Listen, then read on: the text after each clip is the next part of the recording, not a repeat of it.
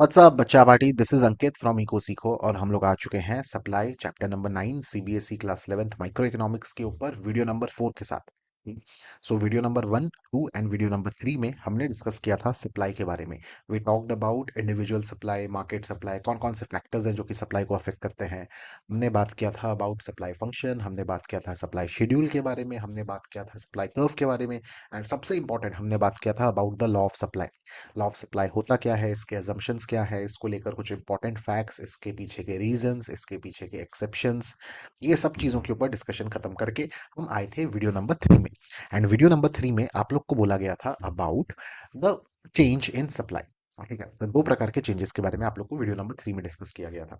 तो अगर अब तक आपने वीडियो नंबर 1, 2 और 3 को चेकआउट नहीं किया तो वीडियो को पॉज करिए, आगे वीडियो नंबर 1, 2 और 3 को देखिए, फिर आइए वीडियो नंबर 4 की तरफ, क्योंकि इस वाले वीडियो में हम बात करने वाले हैं अबाउट इलास्टिसिटी।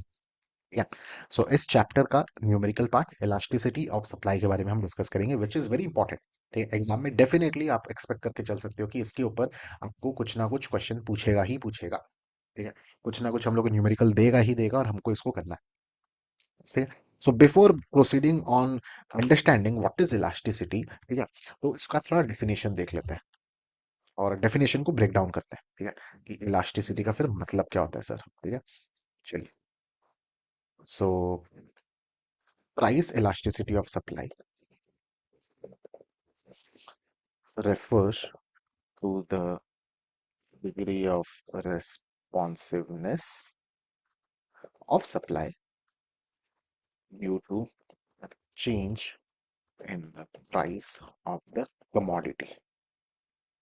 ठीक है, ये सर ये डेफिनेशन का मतलब क्या है। ठीक है, तो बच्चा प्राइस इलास्टिसिटी ऑफ सप्लाई का मतलब यही होता है कि जब कभी भी प्राइस में कुछ चेंज हो रहा है, उसके वजह से सप्लाई कितना रिस्पॉन्ड करेगा।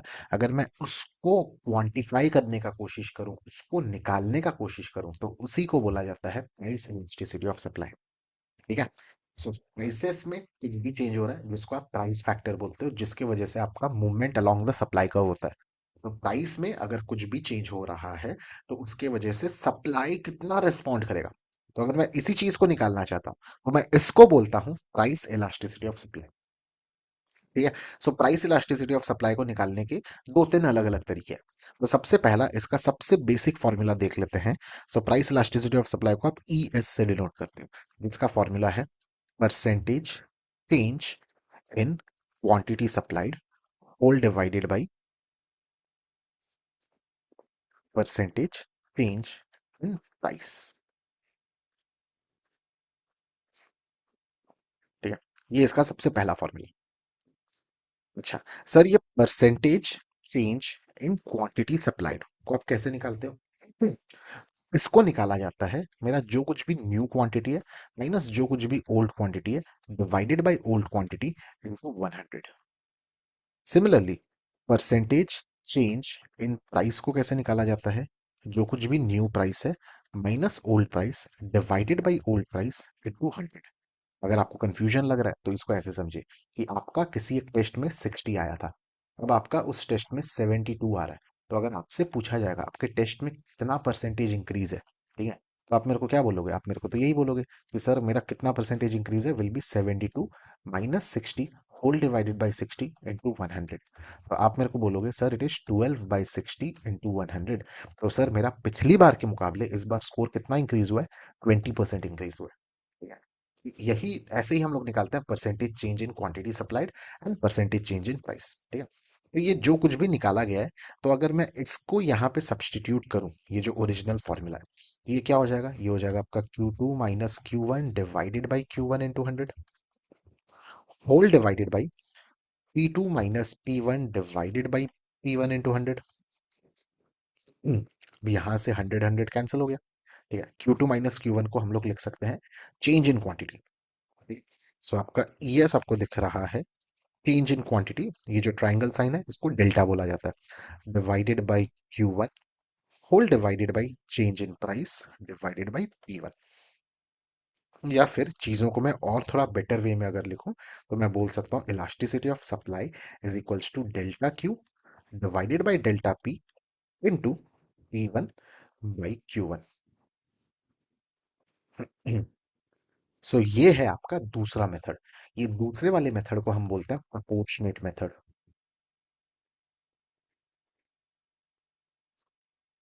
और ये जो पहला वाला मेथड था इसको बोला जाता है परसेंटेज मेथड।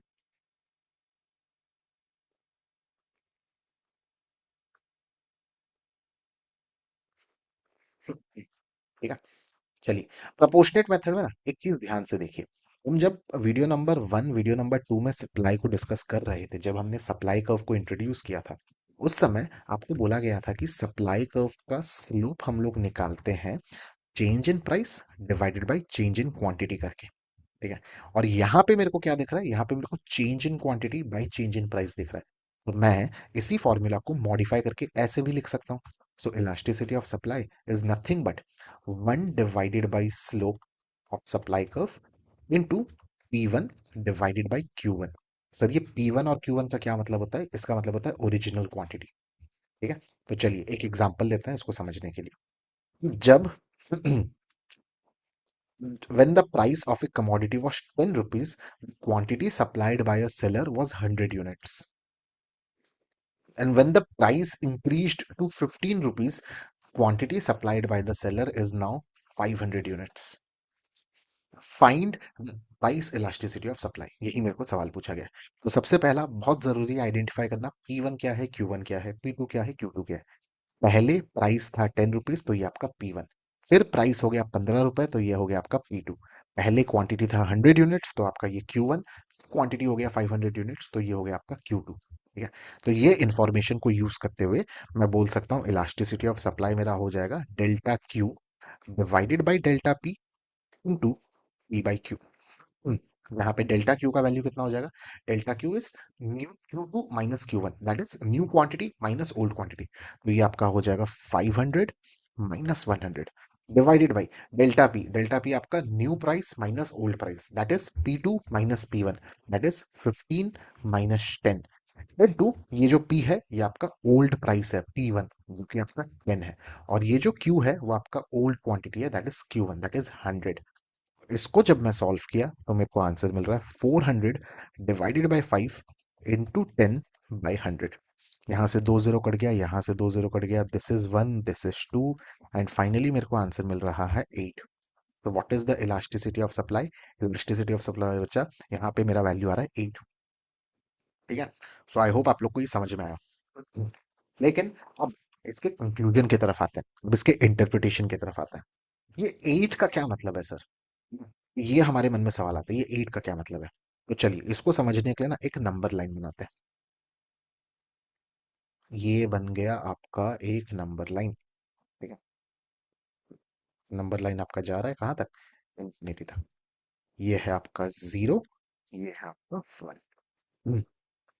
जब कभी भी इलास्टिसिटी ऑफ सप्लाई निकालोगे ये हमेशा एक पॉजिटिव नंबर ही आने वाला है। ठीक है। आपको पता है ये हमेशा पॉजिटिव नंबर क्यों आएगा?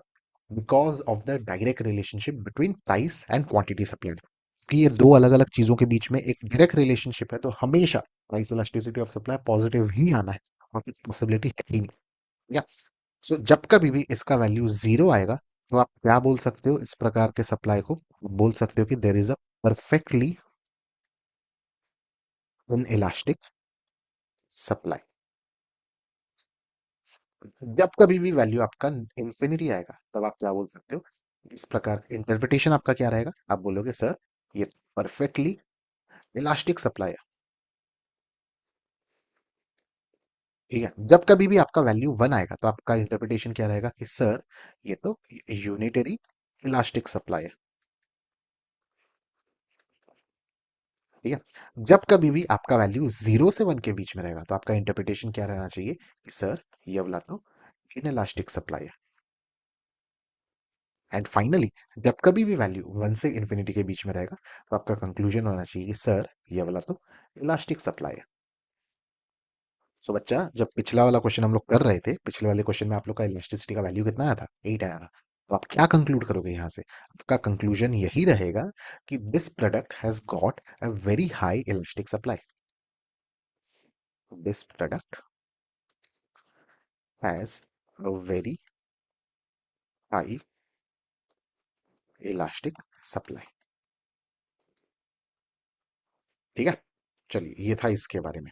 सर ये 5 अलग अलग केसेस में हम लोग का सप्लाई कर्व कैसा दिखता है, चलिए उसको भी बनाते हैं।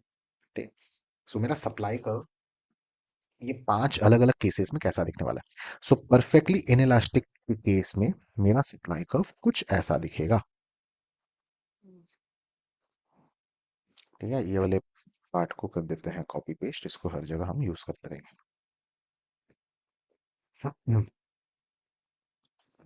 सो in case of perfectly elastic in elastic supply, मेरा सप्लाई कर्व कुछ ऐसा दिखने वाला है। ये आपका बन गया सप्लाई कर्व। कि वाई एक्सिस में हमेशा प्राइस रहेगा, याद रखिएगा, एक्स एक्सिस में हमेशा आपका क्वांटिटी सप्लाई रहेगा।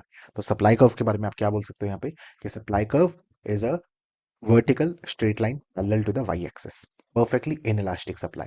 परफेक्टली इनइलास्टिक सप्लाई का क्या मतलब है, no matter what is the change in price, लेकिन आपका सप्लाई चेंज नहीं होने वाला। ठीक है, सिमिलरली परफेक्टली इनइलास्टिक की तरफ आते हैं। ठीक है, सो परफेक्टली इनइलास्टिक के केस में आपका सप्लाई कर्व कैसा दिखेगा, ये कुछ ऐसा दिखने वाला है।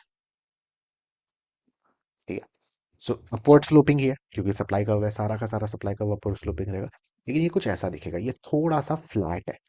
परफेक्टली इनइलास्टिक के केस में ये थोड़ा सा सबसे ज्यादा स्टीप था, लेकिन इनइलास्टिक के केस में ये थोड़ा सा भी फ्लैट हो गया। ठीक है, और how will you define what is inelastic supply, कि सर प्राइस में जितना भी चेंज हो रहा है लेकिन सप्लाई में थोड़ा सा ही चेंज हो रहा है, रखिए आप उसको इनइलास्टिक बोलते हो। इनइलास्टिक मतलब जो चीज इतना चेंज नहीं होता, इलास्टिक मतलब जो चीज बहुत चेंज होता है।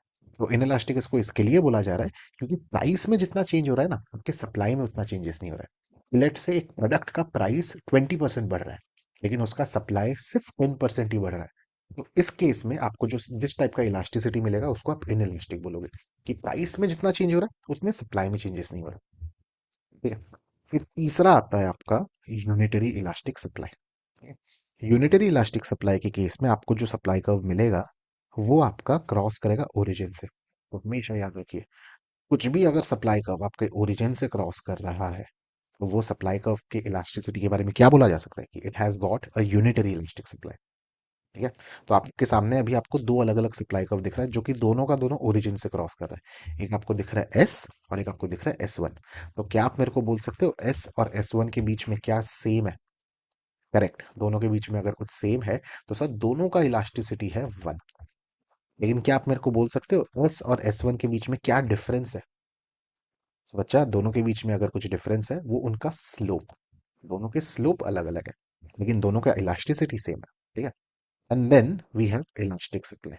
सो इलास्टिक सप्लाई के केस में आपको जो सप्लाई कर्व मिलेगा, अब ये कुछ ऐसा दिखेगा। अब ये वाई एक्सिस से स्टार्ट होगा, अभी तक आपके जो भी सप्लाई कर्व थे वो एक्स एक्सिस से स्टार्ट हो रहे थे। ठीक है, तो इलास्टिक सप्लाई का मतलब क्या है, अगर आपके प्राइसेस 20% बढ़ रहे हैं तो आपका सप्लाई 30% बढ़ जाएगा, तो आप इसको बोलोगे elastic supply. And finally perfectly elastic supply के केस में आपको आपका सप्लाई कर्व कुछ ऐसा दिखने वाला है।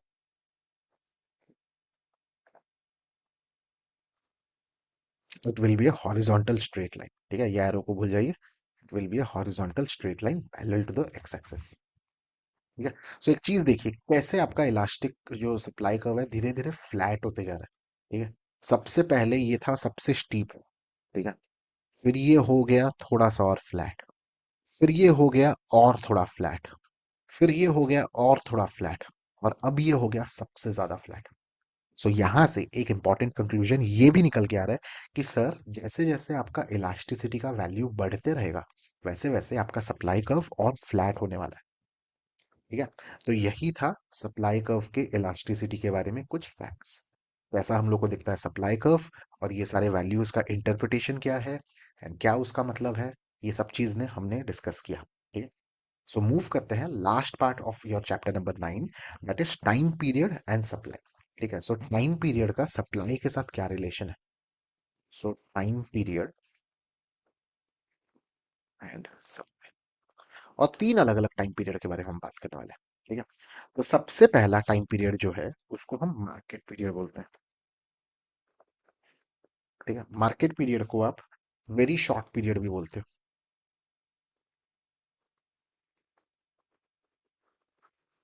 ठीक है, सो वेरी शॉर्ट पीरियड के केस में ना बच्चा, आप लोग का जो सप्लाई कर्व होता है वो आपका परफेक्टली इनइलास्टिक होता है। ठीक है, वो आपको कुछ ऐसा दिखने वाला है। ऐसा क्यों? क्योंकि सर वेरी शॉर्ट पीरियड एक वो पीरियड होता है जहां पे आपका सप्लाई चेंज नहीं किया जा सकता, आपका सप्लाई फिक्स्ड है। ठीक है।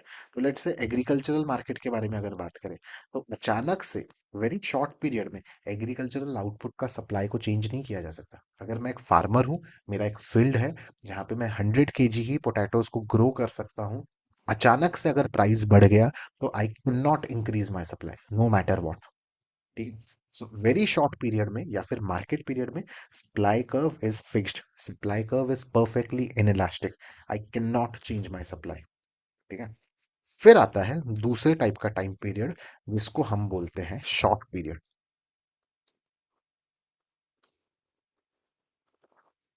ठीक। और शॉर्ट पीरियड में आप लोग का सप्लाई कर्व थोड़ा सा इलास्टिक होता है, हल्का सा इलास्टिक होता है। ये आपको दिखेगा कुछ ऐसा, पहले के मुकाबले हल्का सा इलास्टिक है। शॉर्ट पीरियड वो पीरियड है जहां पे सप्लाई को हल्का सा चेंज किया जा सकता है। ठीक है।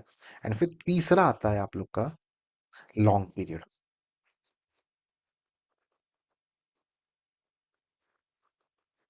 ठीक है।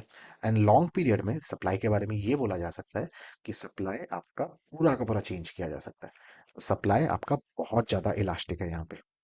सो यहाँ पे आप लोग को सप्लाई कर्व दिखने वाला है कुछ ऐसा। ठीक है। सो तीन अलग अलग टाइम पीरियड्स, एक तो है आपका वेरी शॉर्ट पीरियड जिसमें सप्लाई इज परफेक्टली इनइलास्टिक, फिर आता है आपका शॉर्ट पीरियड जिसमें supply is inelastic, and finally long period जिसमें supply is highly elastic. So that was all in your chapter number 9। I hope आप लोग को ये चैप्टर समझ में आया हो, काफ़ी आप लोग एंजॉय किए हो हमारी चार अलग अलग वीडियो की सीरीज़ को, क्योंकि मैं आप लोग से बहुत जल्दी मिलने वाला हूँ एक नए चैप्टर के साथ। तब तक के लिए take care and study hard. Thank you so much everyone, bye bye.